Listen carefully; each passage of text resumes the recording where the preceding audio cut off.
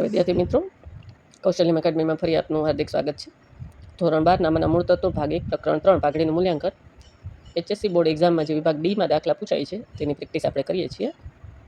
એમાં આપણે સાદી સરેરાશ, ભારિત સરેરાશ આ બંને દ્વારા પાઘડીનું મૂલ્યાંકન કઈ રીતે થાય એ શીખા. અધિક નફાની પદ્ધતિમાં આગળ આપણે 4 દાખલા શીખી ગયા છીએ. આજે આપણે 5મા દાખલાની પ્રેક્ટિસ કરીએ. તો આપણી પાસે રકમ છે. ખગેશ, ખજીત અને ખલીન એક પેઢીના ભાગીદારો છે. નીચેની માહિતી પરથી અધિક નફાની 4 વર્ષની ખરીદીના આધારે ભારિત સરેરાશથી પેઢીની પાઘડી નક્કી કરો. અહીંયા આપણને ધંધાની મિલકતો આપી છે 10 લાખ, દેવા આપ્યા છે 2 લાખ અને અપેક્ષિત વળતરનો દર છે 10%. 2019-20નો નફો છે 90,000, 20-21નો 1,10,000, 21-22નો 1,20,000, 22-23નો 1,30,000 અને 23-24નો 1,40,000. તો આપણે પાઘડીની ગણતરી દર્શાવતું પત્રક બનાવીએ. તો આપણી પાસે મિલકતો છે 10 લાખ, દેવા છે 2 લાખ, અપેક્ષિત વળતરનો દર 10% અને ખરીદીના વર્ષોની સંખ્યા છે 4. તો આ જ સ્ટેપમાં તમારે બોર્ડમાં દાખલા ગણવાના છે. સૌથી પહેલાં રોકાયેલી મૂડી શોધીએ. તો રોકાયેલી મૂડીનું સૂત્ર આપણને ખ્યાલ જ છે, કુલ મિલકતો માઇનસ કુલ દેવા. 10 લાખમાંથી 2 લાખ જાય, રોકાયેલી મૂડી થશે 8 લાખ. અપેક્ષિત વળતરનો દર આપણને રકમમાં જ આપ્યો છે 10%. અપેક્ષિત વળતરના દર પરથી આપણે અપેક્ષિત નફો શોધીએ. તો રોકાયેલી મૂડી ગુણ્યા 10 બરાબર અપેક્ષિત નફો થશે 80,000. 10%, 8 લાખના 10% એટલે 80,000. હવે આપણને દાખલામાં સ્પષ્ટ જ કીધું છે ભારિત સરેરાશ નફાની પદ્ધતિ કરવાની છે. તો ભારિત સરેરાશ નફો શોધીએ. તો આપણને ખબર જ છે ભારિત સરેરાશ નફામાં નફો ગુણ્યા ભાર બરાબર ભારિત નફો, કુલ નફાનો ટોટલ અને કુલ ભારનો ટોટલ. તો 19-20નો ભાર છે 1, 21-20માં 2, 21-22માં 3, 22-23માં 4 અને 23-24માં 5. ટોટલ 15, કુલ ભાર થશે 15. ભાર અને નફાનો ગુણાકાર કરતાં 90,000, 20-21માં 2,20,000, 12-13-36 3,60,000, 13-54 5,20,000 અને 14-5 70 7 લાખ. કુલ ભારિત નફો થશે 18,90,000. હવે આપણે ભારિત સરેરાશ નફો શોધીએ. તો ભારિત સરેરાશ નફાનું સૂત્ર છે કુલ ભારિત નફો છેદમાં કુલ ભાર.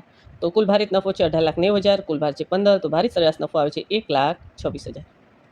હવે અધિક નફાનું સૂત્ર મૂકીએ. અધિક નફો બરાબર સરેરાશ નફો માઇનસ અપેક્ષિત નફો. સરેરાશ નફો આપણે શોધ્યો છે 1,26,000 માઇનસ અપેક્ષિત નફો પણ આપણે શોધ્યો છે 80,000.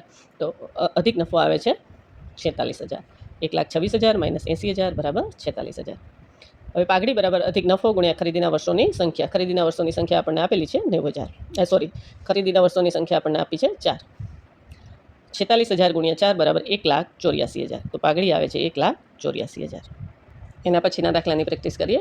તો તિલિકા અને તિતિક્ષાની ભાગીદારી પેઢીની મૂડી છે ₹4 લાખ, અપેક્ષિત વળતરનો દર છે 10%. છેલ્લા 3 વર્ષનો વાર્ષિક નફો છે 1 લાખ, 1,10,000, 1,20,000. યોગ્ય સરેરાશના આધારે અધિક નફાની 2 ગણી પાઘડી ગણો.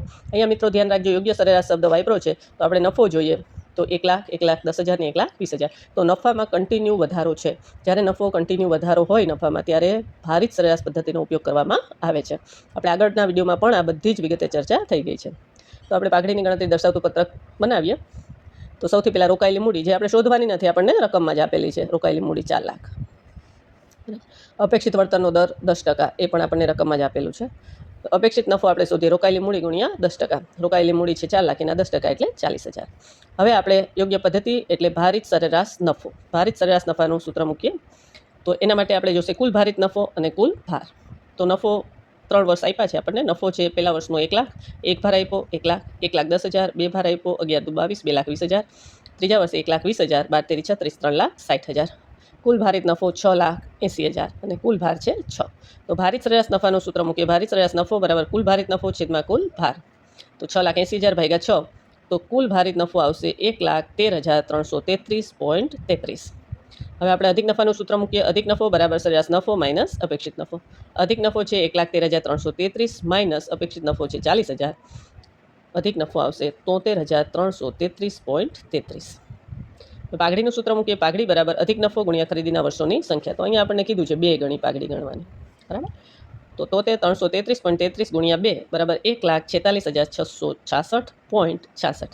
માટે પાઘડી થશે 1,46,667. તો મિત્રો અહીંયા આપણે અધિક નફાની પદ્ધતિના દાખલા પૂરા કરીએ છીએ. હવે પછીના વિડીયોમાં આપણે નફાને મૂડીકૃત કરવાની પદ્ધતિથી પાઘડી કઈ રીતે ગણાય એ દાખલા જોઈશું. તો ચેનલ પર નવા હોય તો ચેનલને સબસ્ક્રાઈબ કરી દેજો. વિડીયોને લાઇક કરજો. તમારા 12મા ધોરણના મિત્રો સાથે શેર કરજો. આ વિડીયોમાં અહીં સુધી રાખીએ. આગળના વિડીયોમાં ફરી પાછા મળીએ છીએ. ત્યાં સુધી રજા આપજો. અસ્તુ.